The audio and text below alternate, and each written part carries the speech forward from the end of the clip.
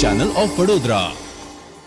વડોદરાના દંતેશ્વર અને નવાપુરા વિસ્તારમાં વિદેશી દારૂનો ધંધો કરતા 2 આરોપીઓને પોલીસે ઝડપી પાડ્યા છે. પીસીબી પોલીસને માહિતી મળી હતી કે દંતેશ્વર હરિઓમનગરમાં રહેતો દુર્ગેશ દેશમુખ પોતાના ઘરની બહાર ઇલેક્ટ્રિક બાઇકમાં વિદેશી દારૂનો જથ્થો રાખી વેચાણ કરે છે, જેથી પોલીસે સ્થળે જઈને તપાસ કરતા દુર્ગેશ દેશમુખ મળી આવ્યો હતો. તેની ઇલેક્ટ્રિક બાઇકમાં તપાસ કરતા વિદેશી દારૂની કુલ 77 બોટલ 14,900ની મળી આવી હતી.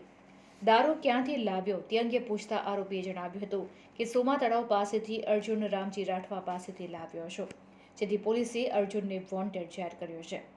પોલીસે આરોપી પાસેથી કુલ 69,900 રૂપિયાનો મુદ્દામાલ કબજે કર્યો છે. બીજા બનાવમાં પીસીબીને માહિતી મળી હતી કે નવાયાર્ડ લાલપુરામાં રહેતા ચિરાગ સોલંકી તથા તેના પિતરાઈ ભાઈ નિલેશ સોલંકીએ ઇન્દોરથી પાર્સલમાં વિદેશી દારૂ મંગાવ્યો છે.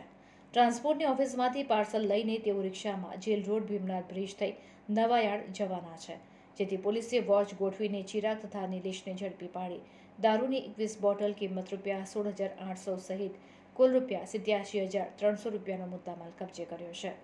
તો ત્રીજા બનાવમાં પીસીબી પોલીસે મોપેડ પર 90 લીટર દેશી દારૂ લઈને જતા આરોપી લાલભાઈ ઉર્ફે લાલજી તળપદાને ઝડપી પાડ્યો હતો, જ્યારે નટુભાઈ ઠાકોરને વોન્ટેડ જાહેર કર્યો છે. તો નવાપુરા આશાપુરી કોમ્પ્લેક્સ નીચે બેસીને એક શખ્સ વિદેશી દારૂનું વેચાણ કરતો હોવાની માહિતી મળતા નવાપુરા પોલીસ સ્થળ પર પહોંચી ગઈ હતી. સ્થળ પરથી આરોપી હિતેશ કાળુ નરેન્દ્રભાઈ કનોજિયા મળી આવ્યો હતો. પોલીસે તેની પાસેથી વિદેશી દારૂની 4 બોટલ કબજે કરી છે. તો અન્ય એક બનાવમાં વારસિયા પોલીસે આરોપી રવિ ઉર્ફે મજનુ પરીખને વિદેશી દારૂની 1 બોટલ સાથે ઝડપી પાડ્યો હતો.